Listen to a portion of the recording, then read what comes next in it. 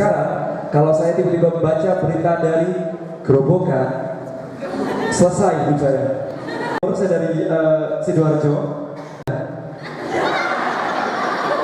Tapi kalian harus agak-agak ngerem dikit. Walaupun tulisannya, nah itu kan harus diucapkan sesuai dengan dialek kedaerahan. Nah itu gak apa-apa. Tapi kalau misalnya satu paket berita kalian semuanya medok, nanti kalian pindah lagi ke TV Semarang atau cerita jurnalistik. Yang penting kalian harus tahu. Itu aja kalian pelajari. Sama kemampuan bisa diyakinkan kalau kita percaya diri. Saya dulu pertama kali dikasih tahu harus berangkat sendiri, saya takut. Takutnya apa? Ini tempat bencana, saya sendirian. Nah misalnya angin ini bukan lagi, ini kan opan ya, angin. Terus saya harus lari kemana dengan bawa jebolan sebanyak itu? Tapi ya udahlah, saya jalani, akhirnya show us go on. Oke, ya. Nah, balik lagi. Setelah saya ke Jakarta, 2 tahun kemudian setelah tahun 2013 saya kirim lagi, menjomblo lagi ke Nepal. Sama, temanya juga bencana. Nah ini juga sendirian, ini saya sendirian, ini saya sendirian. Karena waktu itu juga sama. Kalau kita ikut BNPB sama TNI, evakuasi warga negara Indonesia di suatu negara yang kena bencana, hanya dikasih satu SIM. Biar kita bawa orang, itu lebih baik mengungsi, bukan wartawan. Jadi saya sendiri di sini. Nah di sini juga sama. Operasi saat itu dilakukan 2 kali 7 hari. Jadi 14 hari saya di sini. Ini sendiri.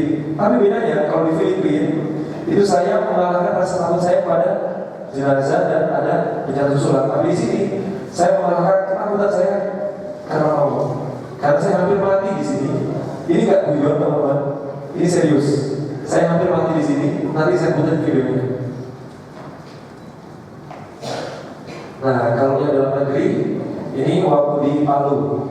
Jadi saya waktu di Palu juga dapat kesempatan untuk meliput di Palu. Itu ada bencana tsunami, likuifaksi sama gempa bumi. Ini juga sama, ini terbaru kemarin tahun 2019. Ini ada banjir bandang di Sentani. Nah kalau yang tadi sama yang ini karena dalam negeri saya nggak sendiri, sudah ada pasangannya. Bantuan dari teman-teman benar-benar kami salurkan untuk yang membutuhkan. Nah tugas kami di lapangan adalah ini, menghimpun data di mana yang membutuhkan apa. Jadi di Palu waktu itu kami buat rekor. Ada 2 chef dari Bali, mereka meninggalkan restoran awalnya untuk chef di sini. Nah karena apa? Karena istri industrial yang menyampaikan akhirnya ada orang simpati untuk ikut membantu. Dulu saya pick untuk kata-kata itu aja itu 10 kali.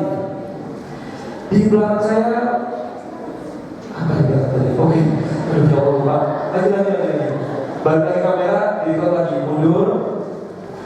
Saudara saat ini berada di mana ya? Balik lagi itu mana ya lupa? Itu sampai 10 kali. Karena apa? Persiapan saya itu kurang matang. Data saya kota yang paling merasakan goncangan dari gempa ini.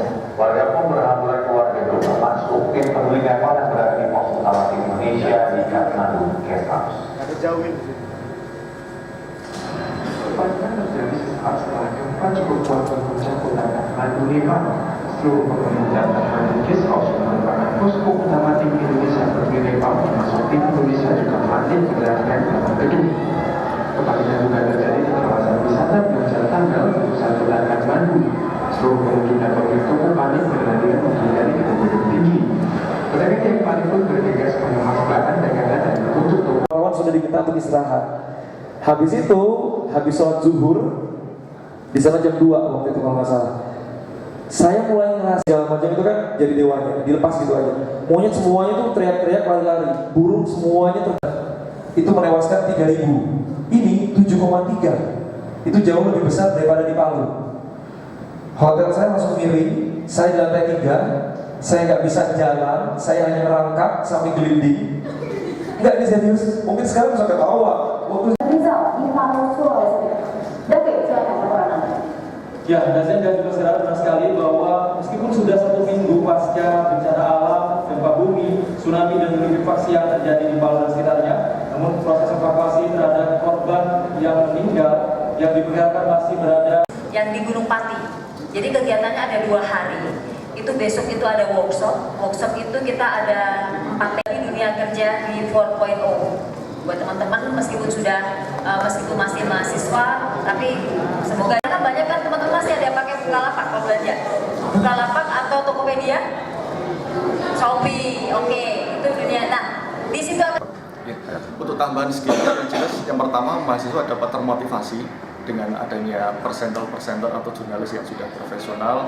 Kemudian mereka juga tahu, tadi juga dari pihak Mas David juga menyampaikan untuk kendala-kendala yang ada di lapangan. Mereka juga punya gambaran, apalagi nanti kalau misalkan dia tertarik di bidang jurnalistik, nanti dia bisa mengikuti jejak dari presenter-presenter sudah profesional itu. Yang jelas dapat ilmunya, dapat sharing, dapat pengalaman, kemudian tahu gambarannya jurnalistik itu seperti apa. Jadi tidak hanya kuliah yang hanya secara teori saja, tapi dengan adanya acara ini, mahasiswa juga tahu tentang kegiatan reporter, kegiatan jurnalistik dan lain sebagainya.